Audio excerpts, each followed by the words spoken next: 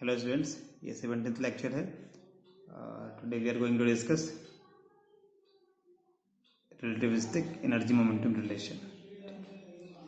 तो उस रिलेशन को डिराइव करने के पहले हम कुछ बेसिक कॉन्सेप्ट्स को रिव्यू करते हैं.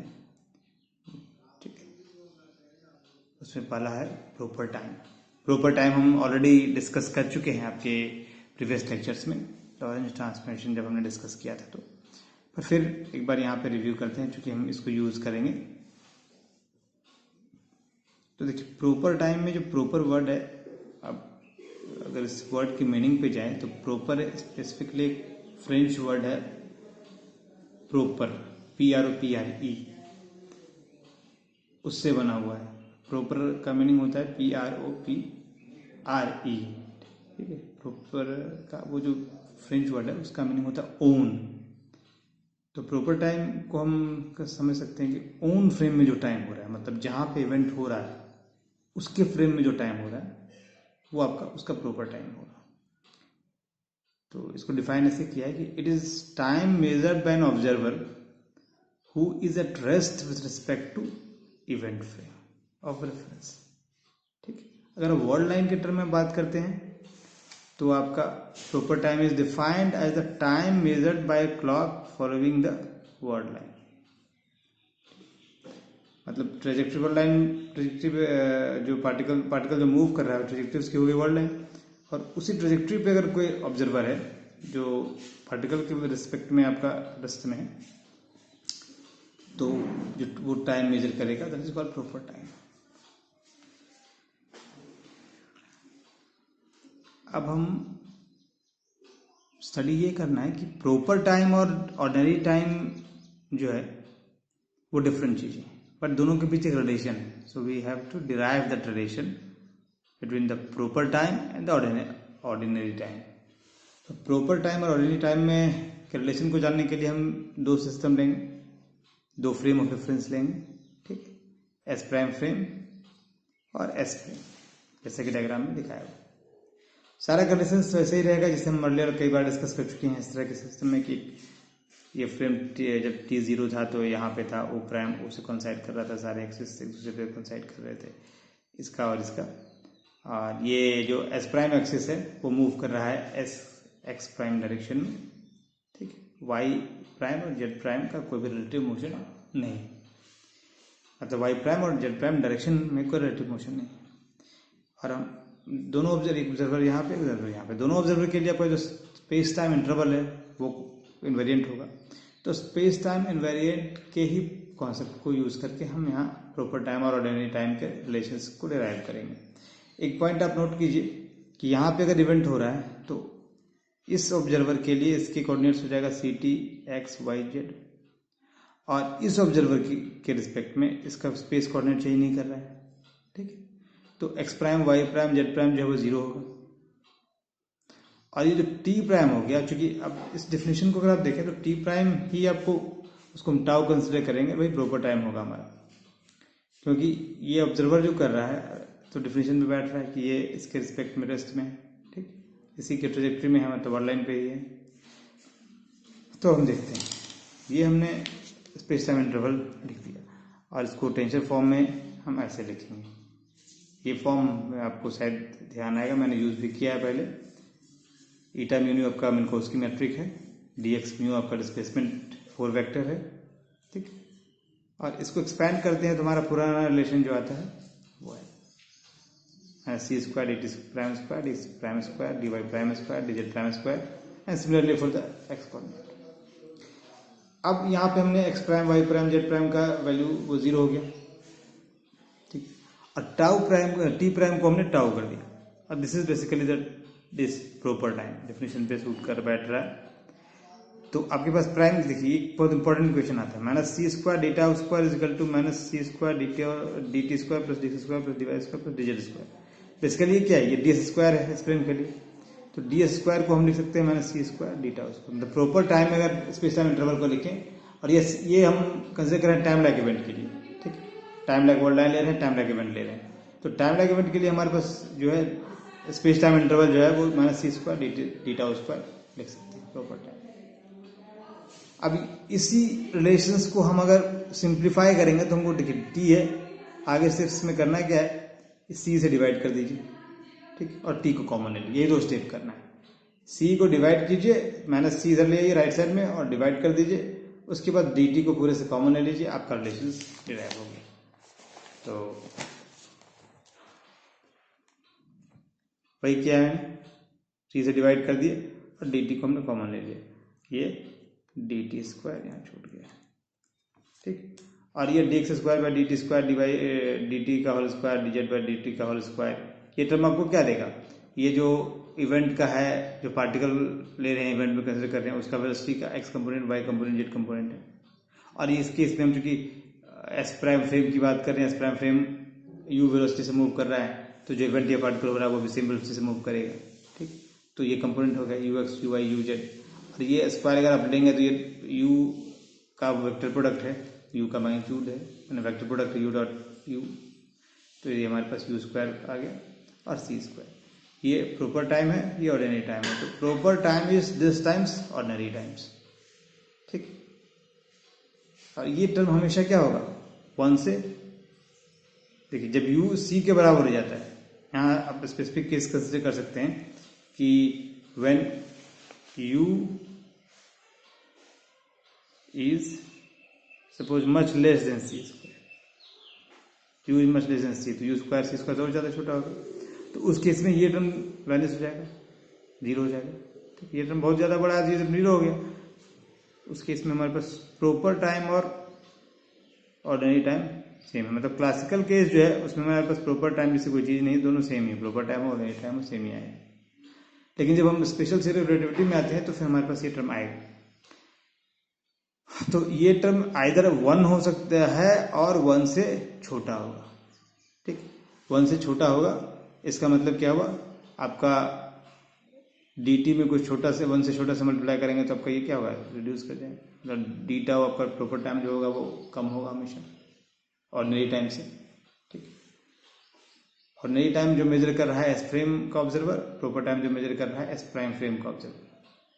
और इसमें एक डिफरेंस, जो मेजर डिफरेंस है दोनों टाइम में, ये जो कोऑर्डिनेट एक्सिस में दिखाते हैं, स्पेस टाइम जब आप ड्रॉ करेंगे, स्पेस टाइम डायग्राम जो ड्रॉ करते हैं, तो ये आपका कोऑर्डिनेट वाला टाइम हो गया और ये प्रॉपर टाइम है, दोनों सेम नहीं होगा, दोनों में देखिए सेम कब होगा, क्लासिकल केस में हम देख चुके हैं।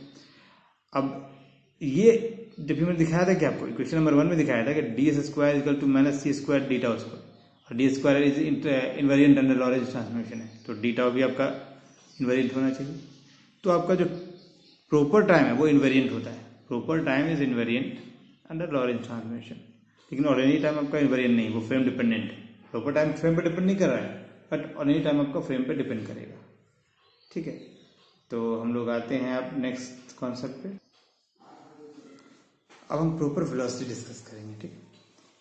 प्रॉपर वेलोसिटी, देखिए आपके पास जब प्रॉपर टाइम आ गया, अब प्रॉपर वेलोसिटी, यहाँ पे प्रॉपर वेलोसिटी के साथ ऑर्डिनरी, जैसे हम proper time ordinary time discuss किए, प्रॉपर वेलोसिटी भी है और ऑर्डिनरी वेलोसिटी भी। सिंपल है, वेलोसिटी क्या होगा, डिस्प्लेसमेंट बाय टाइम, और यहाँ पे आप जो डिस्प्लेसमेंट मेजर कर रहे हैं वो एस फ्रेम से मेजर कर रहे हैं, ठीक है, जो ग्राउंड ऑब्जर्वर वो मेजर करेगा डिस्प्लेसमेंट ऑब्जेक्ट का, जो आपका फ्रेम डिस्प्लेस कर रहा है, तो उसी डिस्प्लेसमेंट के साथ, उसी डिस्टेंस के साथ, अब अगर आप प्रॉपर टाइम को डिवाइड कर रहे हैं, प्रॉपर टाइम के रिस्पेक्ट में उसका डेरिवेटिव ले रहे हैं, तो वो प्रॉपर वेलोसिटी होगा। अगर ऑर्डिनरी टाइम के रिस्पेक्ट में वो ले रहे हैं तो ऑर्डिनरी वेलोसिटी होगा, ठीक है। प्रॉपर वेलोसिटी क्या है, ये डीएल डिस्प्लेसमेंट है या डिस्टेंस है आपका, distance measured by S frame observer, और ये टा हो गया आपका प्रॉपर टाइम, मतलब time observe by S prime frame observer. तो ये रिलेशन अगर आता है डीएल बाय डी डाउ, तो ये आपका कहलाएगा प्रॉपर वेलोसिटी। और वही अगर आप डीएल का ऑर्डिनरी टाइम के साथ डेरिवेटिव लेते हैं तो ये कहलाएगा ऑर्डिनरी वेलोसिटी, ठीक। अब इन दोनों में एक रिलेशन है, आप निकाल लीजिए, दोनों को डिवाइड कर दिए सिंपल सा, तो क्या होगा, डी टी, ये देखिए यहाँ पे मैंने किया है, डी टी बाई डीटा हो जाएगा, और डी टी और डीटा में एक रिलेशन था, d tau is equal to this time d t cancel हो गया, तो ये आ गया आपके पास, मतलब proper velocity is this time ordinary velocity. और ये क्या है, बेसिकली हम गामा ले रहे हैं, इसको लिख सकते हैं W is equal to, W हमने प्रॉपर टाइम वेलोसिटी के लिए नोटेशन लिया है, गामा टाइम्स ऑर्डिनरी वेलोसिटी, अब हम 4 वेक्टर के टर्म में लिखना चाहते हैं इसको, ठीक है। 4 वेक्टर के टर्म में अगर आप लिखिएगा तो ओमेगा म्यू हो जाएगा dx mu by d tau, और 4 वेक्टर में ओमेगा म्यू जो है 4 वेक्टर है, इसमें ओमेगा आपका स्पेशल पार्ट हो गया, ठीक, और एक टेम्पोरल पार्ट होगा ओमेगा 0, ओमेगा आई जो हो गया वो स्पेशल पार्ट हो जाएगा, और ओमेगा 0 जो है वो आपका टेम्पोरल पार्ट है। आई में आपका 1 2 3 मतलब एक्स ओमेगा वाई, ओमेगा कह रहे हैं या डब्ल्यू कह रहे हैं इसको, ओमेगा कहिए डब्ल्यू कहिए, जो मैंने इसलिए डब्ल्यू यूज़ किया है, ओमेगा या डब्ल्यू कुछ भी आप कर सकते हैं, डब्ल्यू हम यूज़ कर रहे हैं, डब्ल्यू कहते हैं बेहतर है। तो ये हमारे पास 4 वेलोसिटी के टर्म में हो गया, W mu is equal to d x mu by d tau, ठीक। इसका टेम्पोरल कंपोनेंट निकालेंगे तो क्या होगा, डब्ल्यू 0 हो जाएगा D x 0 by d tau, और ये हमने निकाला है आगे D x 0 by d tau, है ना। अब डी एक्स 0 आपका सी है, कट के आपका ये आ गया, मतलब जो temporal component of proper velocity है वो क्या आ रहा है, c by under root 1 minus u square c square, मतलब गामा सी बेसिकली,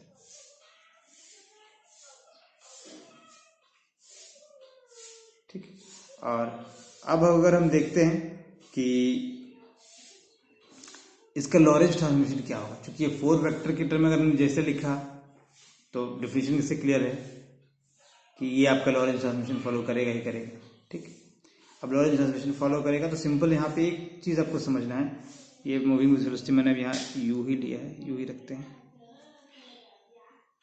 तो ये यू कि प्रॉपर वेलोसिटी में हमारे पास रेशियो है, आपके पास डेरिवेटिव है D x mu by d tau आपका इन्वेरिएंट है। तो प्रॉपर वेलोसिटी जो ओमेगा म्यू है वो वैसे ही चेंज करेगा जैसे डी एक्स म्यू चेंज करता है, मतलब जो डी एक्स म्यू का ट्रांसफॉर्मेशन होगा वही आपका ओमेगा म्यू का ट्रांसफॉर्मेशन होगा, टाउ का कोई रोल नहीं, ये इन्वेरिएंट है। तो एक्स म्यू का हमारा जो ट्रांसफॉर्मेशन है सिमिलर इसका अगर हम लिखेंगे तो क्या आएगा हमारे पास, omega prime 0 equal to gamma omega 0 minus beta omega 1। Similarly देखिए अगर एक्स का होता तो क्या होता है, x prime x 0 prime equal to gamma x 0 minus beta x 1, same है, आप उसी के बेसिस पे लिख सकते हैं। सिमिलरली x0 का था, x1 का जो होगा वही आपका ओमेगा 1 का उसी टाइप का हो गया। फिर ओमेगा वाई जेड आपके पास जो था वो चेंज नहीं कर रहा था, तो यहाँ omega 2 prime omega 3 prime change नहीं करेगा, ठीक। तो ये ट्रांसमिशन हमारा प्रॉपर वेलोसिटी के लिए हो गया।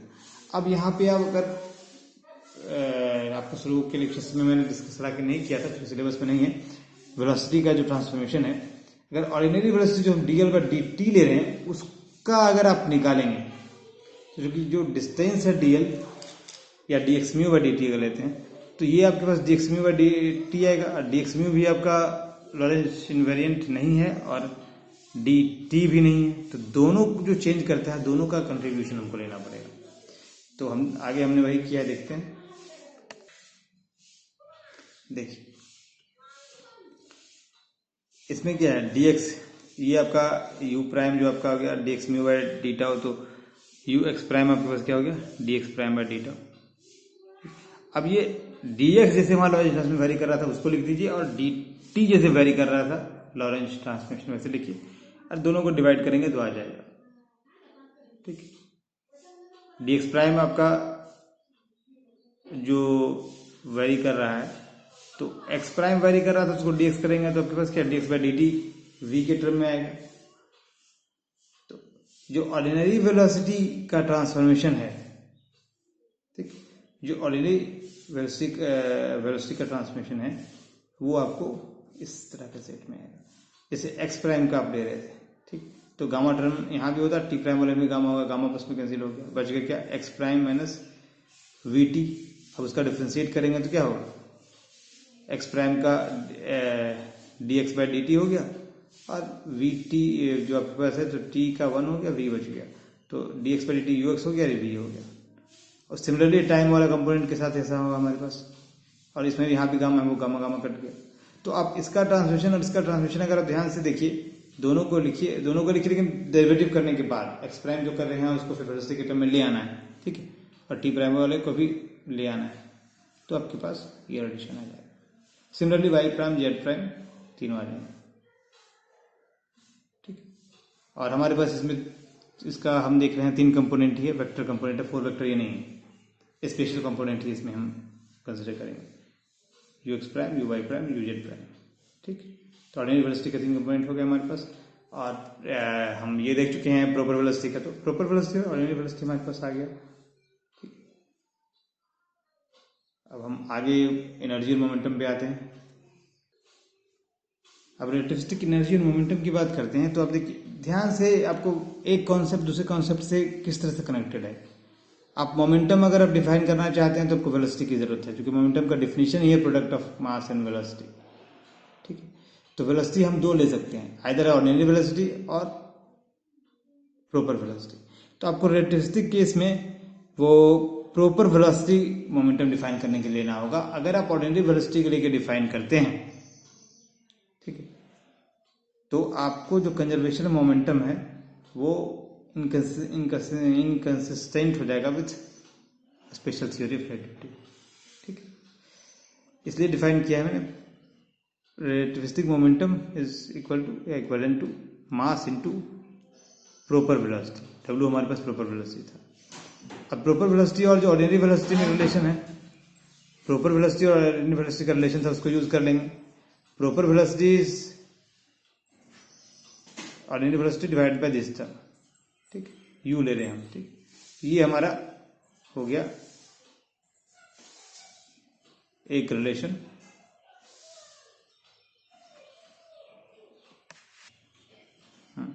तो हमें प्रॉपर वेलोसिटी का मिल गया, तो हमारे पास जो मोमेंटम डिफाइन हुआ, हमने डिफाइन किया प्रॉपर वेलोसिटी के टर्म में, लेकिन इसको कन्वर्ट कर लिया ऑर्डिनरी वेलोसिटी के टर्म में। हम ये कह रहे हैं कि m u prime u vector आप डिफाइन नहीं कर सकते, तो आपका इनकंसिस्टेंसी मोमेंटम कंजर्वेशन वाला हो जाएगा। ठीक है, जो आपका एम है mass of object travelling at ordinary velocity you. अब हम ये हमारा स्पेशल पार्ट होगा, अगर इसको 4 वेक्टर हम बनाना चाहते हैं पी म्यू, तो ये जो पी है उस 4 वेक्टर का स्पेशल कोऑर्डिनेट हो गया, मतलब ये मोमेंटम वेक्टर हो गया। तो हम 4 वेक्टर लिखेंगे, तो ये लिखेंगे पी म्यू मास टाइम्स ओमेगा या डब्ल्यू म्यू। ठीक, अब इसमें स्पेशल कोऑर्डिनेट जो आपका है वो, मतलब पी आई जो है p x p y p z का कॉम्बिनेशन जो है वो आपको देगा मोमेंटम वेक्टर पी, और जो टेम्पोरल कंपोनेंट है वो हम निकालते हैं। टेम्पोरल कंपोनेंट हमारे पास एनर्जी देगा। हाँ, तो आप जब 4 मोमेंटम आप डिस्कस कर रहे हैं, 4 मोमेंटम क्या हो जाएगा, equivalent to mass into 4 velocity, 4 proper velocity. ठीक, अब 4 प्रॉपर वेलोसिटी का आप यहाँ अगर जीरो कंपोनेंट लेंगे, मतलब टेम्पोरल कंपोनेंट लेंगे, p zero is equivalent to mass into zero component of proper velocity. ठीक, तो आपका p zero is equivalent to m W zero हो गया। और डब्ल्यू जीरो हमने निकाल के आपको दिखाया था, डब्ल्यू जीरो जो जीरोस कंपोनेंट ऑफ 4 वेलोसिटी था वो था c by under root 1 minus u square c square. तो आपका जो 4 मोमेंटम का टेम्पोरल कंपोनेंट हो गया, that is p naught p zero is equal to m c this.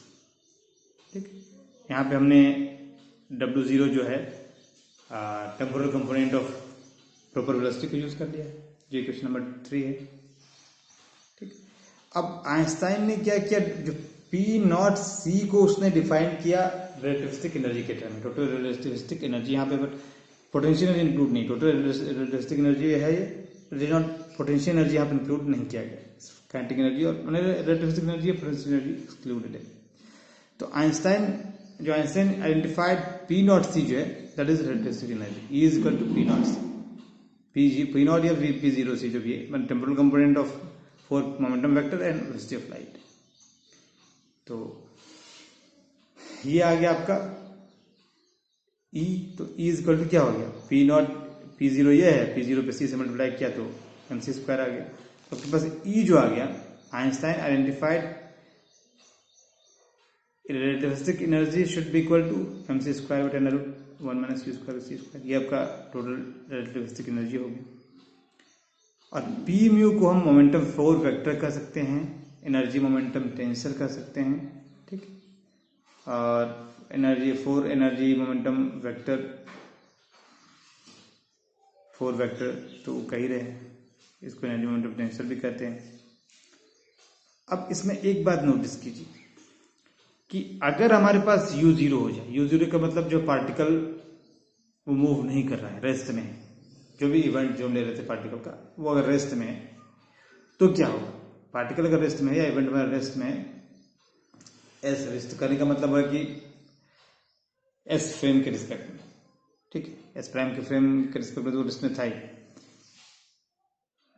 Rest में मतलब ये जीरो कर देते हैं, तो ये जीरो कर देंगे, तब भी आपके पास एनर्जी जीरो नहीं होने वाला है।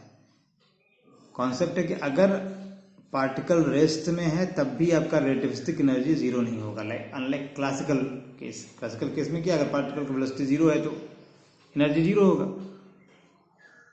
ठीक है। काइनेटिक एनर्जी जो है पोटेंशियल एनर्जी को अगर एक्सक्लूड करते हैं तो वही हमने लिखा है, u जीरो कर देंगे तो u जीरो कर दिया, रेस्ट एनर्जी उसको कहेंगे रेस्ट एनर्जी हो गया, तो रेस्ट एनर्जी क्या आएगा? mc square. देखिए पुराना कन्वेंशन था कि हम रेस्ट को इसको दिखाते एम नॉट करके, m naught c square, m zero c square rest mass को, लेकिन अब हम ऐसे उसको करने की जरूरत नहीं है। अंडरस्टूड है कि एम आपका मास है, जब मोशन में v जीरो हो गया तब भी हमने यही रखा है रेस्ट मास एनर्जी। तो ये आपका समझिए, एक तरह से अगर हम डिफाइन करते तो ये डिफाइन करते, इसको रेस्ट मास करते और ये आपका रिलेटिव मास करते, मोशन में जब मास है तब, ठीक। बट हम एम जीरो जैसा कुछ नहीं कर रहे हैं, क्योंकि ये कन्वेंशन जो अगर आप जो लेक्चर है पूरा, आप ग्रिफिथ्स का जो इलेक्ट्रोडायनेमिक्स है आप उसको फॉलो कर सकते हैं। उसमें जो रिलेटिविस्टिक मैकेनिक्स वाला पोर्शन है, रिलेटिविस्टिक इलेक्ट्रोडायनेमिक्स वाला जो पोर्शन है, वहाँ आपको डिस्कशन सारे मिल जाएंगे। तो मैंने वहाँ से फॉलो किया और जगह से फॉलो किया, बट वहाँ से बेसिकली मैंने ये फॉलो किया, तो आप रेफरेंस के लिए उस बुक को यूज़ कर सकते हैं जहाँ भी दिक्कत हो। तो हमारे पास ई रेस्ट आ गया, जो रेस्ट एनर्जी आपके पास हो गया mc स्क्वायर हो गया। बेसिकली आप अगर एम नॉट के टर्म में कहीं भी आप देखते हैं तो ये समझिए एम नॉट सी स्क्वायर आपका होना चाहिए, ठीक है। तो और अगर रेस्ट एनर्जी है तो काइनेटिक एनर्जी क्या होगा? ई आपका टोटल एनर्जी है, ये रेस्ट एनर्जी है, तो काइनेटिक एनर्जी क्या होगा? ई माइनस mc स्क्वायर, ये काइनेटिक एनर्जी हो गया आपके पास। तो हमारे पास मोमेंटम निकल गया और काइनेटिक एनर्जी भी निकल गया। अब आगे देखते हैं,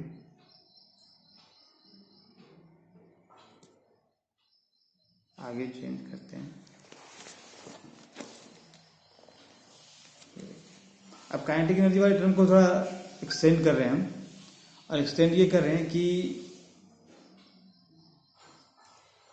जो टर्म हमारा नीचे वाला था, टर्म नीचे क्या था? काइनेटिक एनर्जी, ये हमने लिखा था, ठीक है। अब इसमें ई की वैल्यू सब्स्टिट्यूट कर देते हैं, एम सी स्क्वायर, ई की वैल्यू देखिए ये है mc square naught 1 c square. अब सिंपल क्या करना है, ये हमने सब्स्टिट्यूट किया यहाँ पे, इक्वेशन 6 को इक्वेशन 8 में सब्स्टिट्यूट करेंगे और फिर इसका बायनोमियल एक्सपेंशन लेंगे, इसको ऊपर ले जाइए, माइनस हाफ हो जाएगा और उसको बायनोमियल एक्सपेंड करेंगे तो हमारे पास जो टर्म आएगा उसमें लीडिंग टर्म जो होगा, फर्स्ट टर्म होगा, वो क्लासिकल केस का फॉर्मूला देगा। ये देखिए, ये काइनेटिक एनर्जी हमने लिया ये, और हम जान रहे हैं कि इस केस में u is much less than c है, तो इसको हम ऊपर लेकर बायनोमियली एक्सपेंड करेंगे, 1 से कैंसिल होगा, ये टर्म बचेगा। तो फर्स्ट टर्म देखिए 1/2 इंटू एम यू स्क्वायर, ये सिर्फ 2 है, ठीक है 2 है, ये ऐसे आ गया 2 सिर्फ 2। तो ये टर्म क्या है? क्लासिकल केस में kinetic energy half m square होता है, यू हम यहाँ पर स्क्वायर है, हाफ एम यू स्क्वायर हो गया। तो ये फर्स्ट टर्म हमारा इस केस के लिए, नॉन रिलेटिविस्टिक केस में हम आ गए, ये हायर ऑर्डर टर्म्स हैं, जनरेट करेंगे तो हमारा काइनेटिक एनर्जी का इस रेंज में, मतलब वेलोसिटी लाइट से बहुत कम होगा, तो काइनेटिक एनर्जी आपका हाफ एम यू स्क्वायर आ जाएगा, ठीक।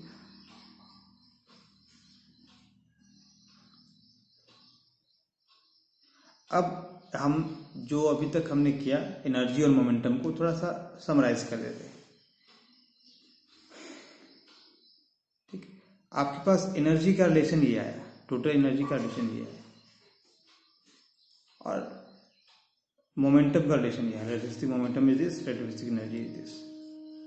और एक बात यहाँ पे नोट कीजिए, जो टोटल एनर्जी रिलेटिविस्टिक एनर्जी है और जो मोमेंटम है रिलेटिविस्टिक मोमेंटम है, दोनों कंजर्व क्वांटिटी, ठीक।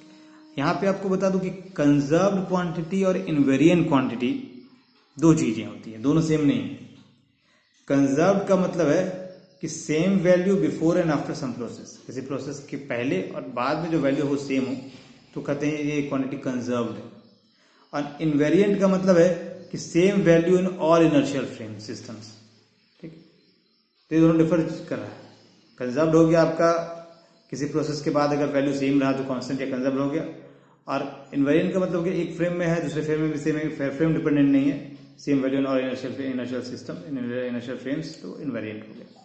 एग्जाम्पल के तौर पे मास जो है is invariant but not conserved. ठीक, इस फ्रेम पर डिपेंड नहीं करेगा बट किसी प्रोसेस के बाद कांस्टेंट रहेगा, ऐसा नहीं, नॉट कंजर्व्ड। एनर्जी क्या है, कंजर्व्ड है बट नॉट इनवेरिएंट, प्रोसेस के बाद ये चेंज नहीं होगा टोटल एनर्जी, लेकिन आपका एक फ्रेम से दूसरे फ्रेम में जाएगा तो एनर्जी चेंज करने वाला है। इलेक्ट्रिक चार्ज में दोनों होते हैं, ये कंजर्व्ड भी है और इनवेरिएंट भी है। वेलोसिटी की बात करें तो velocity is neither conserved not invariant. ठीक, तो ये हमारा पर्पस था एनर्जी मोमेंटम रिलेशन निकालना। ठीक, और एनर्जी मोमेंटम रिलेशन निकालने के पहले हमें जो रिक्वायरमेंट था, जो इक्विपमेंट हमको चाहिए, जो टूल्स चाहिए, वो हमने डेवलप कर लिया। क्या टूल डेवलप कर लिया हमने, मोमेंटम और रिलेटिविस्टिक मोमेंटम और रिलेटिविस्टिक एनर्जी डिफाइन कर लिया। और रिलेटिविस्टिक एनर्जी और रिलेटिविस्टिक मोमेंटम डिफाइन करने के पहले हमने प्रॉपर टाइम और प्रॉपर वेलोसिटी डिफाइन किया था, उसी की मदद से हमने रिलेटिविस्टिक एनर्जी और रिलेटिविस्टिक मोमेंटम डिफाइन कर लिया। ठीक है, होपफुली आप यहाँ तक क्लियर हो गए होंगे। अब हमारा जो पॉइंट है जिसको कि हम डील करना चाह रहे थे, जो आपका question examination point of view से, उस पर आते हैं।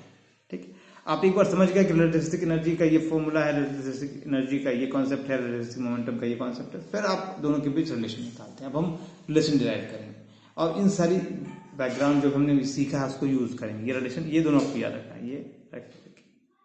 ठीक, तो अब हम मूव करते हैं energy momentum relation. Momentum 4 vector हमने पी म्यू लिया था। ठीक, हमारे पास p mu is 4, momentum 4 vector. अब मैग्नीट्यूड निकालने के लिए क्या करते हैं, 4 वेक्टर का मैग्नीट्यूड निकालने के लिए मैंने बताया था आपको कि इनर प्रोडक्ट उसके अपने के साथ लेना है, अपने मतलब इटसेल्फ के साथ इनर प्रोडक्ट लेना है। पी म्यू है तो पी म्यू का इनर प्रोडक्ट लेंगे, इनर प्रोडक्ट मतलब डॉट प्रोडक्ट, उसके प्रोडक्ट जो हम वेक्टर में डिफाइन करते हैं। तो पी म्यू आ गया। ठीक, अब इसको हमने क्या किया, पी म्यू कॉन्ट्रावेरिएंट, आपको ये बताया कि कॉन्ट्रावेरिएंट से कोवेरिएंट में लाने के लिए आप ईटा मैट्रिक, चुमिनकोवस्की मैट्रिक इसको यूज करते हैं। ठीक, इस मैट्रिक को यूज करके हम, ये कोवेरिएंट है, इसको हमने कॉन्ट्रावेरिएंट कर दिया। और पी म्यू हमने कैसे डिफाइन किया था, पी म्यू डिफाइन किया था क्या, displacement for vector by proper time, ये है ना, dx mu by D tau, new है dx mu by D tau. ये डमी इंडिसेस है, जो new mu mu dummy indices है। डमी इंडिसेस अगर इस तरह से हो तो इसका मतलब समेशन ओवर वो होगा, आइंस्टाइन समेशन कन्वेंशन बताया था मैंने, ऐसे हमने लिखा है। तो म्यू के ओवर से भी समेशन है, न्यू के ओवर भी समेशन है। तो यहाँ पे हमने डी ईटा म्यू dx म्यू किया था। ठीक, अब ये चीज यहाँ पे जो यूज करने वाले हैं क्वेश्चन 1 है। क्वेश्चन 1 में हमने क्या दिखाया था, आपको बताया था जो स्पेस टाइम इंटरवल है वो आपका -c डी टाउ स्क्वायर आता है। ठीक, ds square is equal to -c d tau square आता है, तो वही हमने यहाँ यूज कर लिया। ये स्पेस टाइम इंटरवल बेसिकली क्या है, this is the space time interval, ds square ही है, उसके जगह -c square dt square use कर लिया। नीचे डी टाउ है तो डी टाउ कैंसिल हो गया। आपके पास फर्स्ट इक्वेशन आ गया, पी म्यू का जो इनर प्रोडक्ट है, जो मैग्नीट्यूड हो गया रिलेटिविस्टिक मोमेंटम का जो मैग्नीट्यूड हो गया -m square c square, m भी कांस्टेंट तो c भी कांस्टेंट, तो ये टर्म हमारा कांस्टेंट हो गया। अब हम दूसरा तरीका यूज करते हैं इसको एक्सपेंड करने का, सेम चीज लिखेंगे फिर, और इसको टर्म बाय टर्म एक्सपेंड करके हम रिजल्ट लाते हैं क्या आता है हमारे पास। टर्म बाय टर्म हमने एक्सपेंड किया मीटा, तो जो ईटा न्यू मैट्रिक क्या आपको मैंने बताया था, ईटा न्यू मैट्रिक जो था, ईटा म्यू न्यू मैट्रिक जो था वो कहीं लिख देते हैं, वेयर, कहाँ लिखते हैं, यहाँ लिख देते हैं where eta mu nu is equal to -1 0 0 0 0 1 0 0 0 0 1 0 0 0 0 0। क्या है, -1 +1 +1 +1 डायगोनल कंपोनेंट है, ऑफ डायगोनल 0 है। तो इसलिए हमने जब एक्सपेंशन किया है तो ऑफ डायगोनल कंपोनेंट को ऑलरेडी 0 ले लिया है। देखिए साइड डायगोनल कंपोनेंट है n2 2 n3 3। ये एक्सपेंड करना भी आपको लेक्चर में मैंने दिखाया था, जब ऑनलाइन लेक्चर में आपसे कल ले रहा था तो मैंने आपको दिखाया था कि कैसे ये एक्सपेंड करते हैं। क्योंकि पहले क्या करेंगे, फर्स्ट स्टेप क्या होगा, म्यू म्यू के रिस्पेक्ट में 4 कंपोनेंट लिख लिए तो 4 बन जाएगा। फिर हर एक कंपोनेंट का न्यू के लिए हम 4 कंपोनेंट आएंगे, आप करके देख सकते हैं। पहले म्यू को एक्सपेंड कर लीजिए, 0 फर्स्ट कंपोनेंट 0 होगा, 0 0 1 1 2 2 3 3। उसके बाद से हर एक कंपोनेंट का फिर न्यू लीजिए, 0 0 0 1 1 2 2 3 3। तो आपके पास 16 कंपोनेंट आएंगे। अब चूंकि हम जान रहे हैं कि मैट्रिक में हमारा ऑफ डायगोनल कंपोनेंट जो है वो 0 है। ऑफ डायगोनल मतलब ईटा 1, ये क्या है 0 0, ईटा 0 1, ये कंपोनेंट 0 है, 1 0 0 है। तो ऑफ डायगोनल वाले कंपोनेंट को हमने छोड़ दिया। जो सिर्फ डायगोनल कंपोनेंट है 0 0 1 1 2 2 3 3, सिर्फ 4 डायगोनल कंपोनेंट है, उसको रखा। 0 0 की वैल्यू आपका -1 है। यहाँ पे आपको थोड़ा समझने की जरूरत है, ठीक है। यह मैंने आपको लेक्चर में 2 लेक्चर 3 लेक्चर करके कराया है। अब मेरे ख्याल से आपको दिक्कत नहीं होनी चाहिए। बट जो मेरा ऑनलाइन लेक्चर नहीं ले रहे हैं, जो लोग नहीं कर रहे हैं, वो एक बार एक्सपैंड करके इसको देखेंगे, ठीक है। और अगर आपको कोई डाउट हो, कोई दिक्कत हो तो मुझे यूट्यूब चैनल पे कमेंट कीजिए या मेरे व्हाट्सएप नंबर पे कीजिए, तो मैं आपको एक्सप्लेन करने की कोशिश करूंगा, ठीक है। अगर आप इसको एक बार करके देखेंगे तो ज़्यादा समझेंगे, इसको उतारने से बेहतर है। अगर आप समझते हैं तो आप इस तरह के और जो प्रॉब्लम्स आएंगे उसको कर सकते हैं। अगर आप इंटरेस्टेड हैं, मतलब आगे फिजिक्स में कंटिन्यू करना चाहते हैं, तो अगर नहीं करना चाहते हैं तो फिर इसकी ज़्यादा डीप में जाने की ज़रूरत नहीं है। क्योंकि एमएससी अगर आप फिजिक्स में करते हैं तो फिर इसकी ज़रूरत पड़ेगी ही पड़ेगी। अगर नहीं करते हैं तो शायद ज़रूरत नहीं पड़ेगी। तो ये हमने क्या किया, एक्सपेंड जब किया तो ये -1 आ गया, ये 1 आ गया, ये 1 आ गया, 1 आ गया। ईटा की वैल्यू की बात कर रहा हूँ, साथ में P0 है, तो P0 आपके पास आ गया। अब आइंस्टाइन कन्वेंशन में हमने क्या डिफाइड किया था कि P0 C आपका टोटल रिलेटिविस्टिक एनर्जी देता है। तो वहां से P0 या P0 C, इसको ऊपर लिख रहे हैं तो ऊपर लिख के, तो P0 या P0 जो है नॉट का है, 0 का सेम है, P0 जो आपका है E/C हो जाएगा। तो फर्स्ट टर्म, और ये जो टर्म है ये क्या हो गया, P वेक्टर, P का वेक्टर मोमेंटम का डॉट प्रोडक्ट हो गया, P dot P। X component है, वाई कंपोनेंट है, जेड कंपोनेंट है। तो ये P डॉट P हो गया, तो उसको P स्क्वायर लिख सकते हैं, ठीक है। P डॉट P होगा तो P स्क्वायर हो जाएगा, P mod of P into cos 0 हो जाएगा। तो हमारा सेम जो मैग्नीट्यूड आया 4 मोमेंटम का, वो -c² + P²। अब इक्वेशन देखिए 10 एंड इक्वेशन नंबर 11, ये दोनों लेफ्ट हैंड साइड सेम है तो राइट हैंड साइड भी सेम होना चाहिए। इन दोनों को इक्वेट करेंगे, इक्वेट करके थोड़ा सिंप्लीफाई करेंगे। ये हमने इक्वेट कर दिया, c² से इधर मल्टीप्लाई कर दिया, ये टर्म आ गया। तो ये जो रिलेशन आया E² = P² C² + M² C4, it is a required relativistic energy momentum relation. यही हमको डिराइव करना था। और यहाँ पे एक बात और नोट करने वाली है, अगर आप E² PC² को इधर ले आए, इस तरह के देखें आप, E² - P² C², देखिए लेफ्ट हैंड साइड में ये क्या है, ये आपका कांस्टेंट है M² C4, तो E² - P² C², ये भी आपका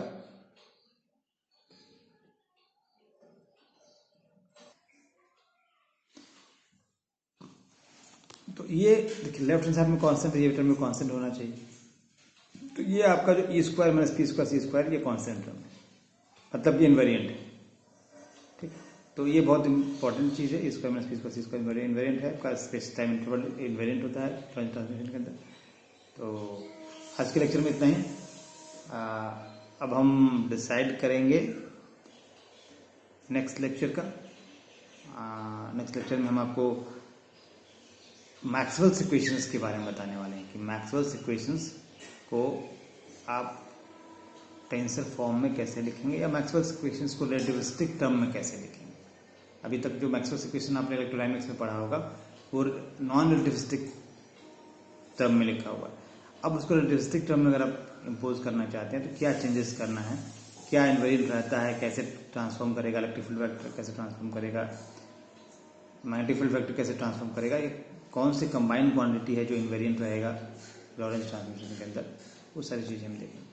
चलिए आज के लिए इतना ही, नेक्स्ट लेक्चर में मिलते हैं। हाँ ध्यान रहे कि आपको कोई दिक्कत हो, किसी तरह की अगर कोई मिस्टेक है, किसी तरह का मिस्टेक अगर मिलता है, कई बार लिखने में कुछ मिस्टेक हो गया, बोलने में मिस्टेक हो गया, तो मुझे भी याद आता है कि हाँ ये हुआ, तो मैं वीडियो अपडेट नहीं कर पाता हूँ। तो अगर आपको ऐसा कुछ मिस्टेक दिखता है कहीं पे तो मुझे पॉइंट आउट करें कि हाँ सर यहाँ पे छूट के यहाँ पे ये एरर आ गया है, ताकि मैं उसे कोशिश करूँगा कि अब एडिट कर सकूँ या तो फिर नेक्स्ट टाइम से उसको अपग्रेड कर सकूँ, जो भी कुछ ना कुछ तो उसका उपाय करूँगा। और जो भी डाउट हो आप मुझे मेरे यूट्यूब चैनल पे ज़रूर भेजिए, कमेंट कीजिए और अपने फ्रेंड्स को भी बताइए ताकि उनको भी कुछ मदद हो सके और मुझे भी अच्छा लगेगा अगर मेरे किसी को बेनिफिट होता है। अगर किसी तरह का इम्प्रूवमेंट आप सजेशन आप देना चाहते हैं तो मुझे ज़रूर दीजिए। चलिए आज के लिए इतना ही। ओके।